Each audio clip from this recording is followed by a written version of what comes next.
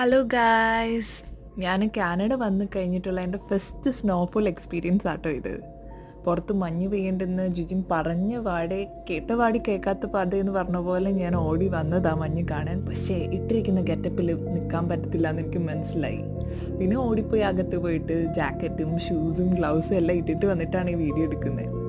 ഇവിടെ ഉള്ളവർക്ക് ഇത് കാണുമ്പോൾ വലിയ അത്ഭുതമൊന്നും തോന്നുന്നില്ലെങ്കിലും നമ്മൾ ആദ്യമായിട്ട് കാണുന്നവർക്ക് ഇത് വല്ലാത്തൊരു എക്സ്പീരിയൻസ് ആട്ടോ. നമ്മൾ ഒരുമാതിരി സ്വർഗത്തിൽ ചെന്ന പോലെ എന്നൊക്കെ പറയത്തില്ലേ, അതുപോലെ ഉണ്ടായിരുന്നു. ചുറ്റും പുറവും മൊത്തം നല്ല വെണ്മ നിറത്തിൽ മഞ്ഞ് വീണ് കിടക്കുന്നത്. കുറച്ച് നേരം ഞാനിങ്ങനെ നോക്കിയിരുന്നു ഭയങ്കര എക്സൈറ്റ്മെൻറ്റോട് കൂടി.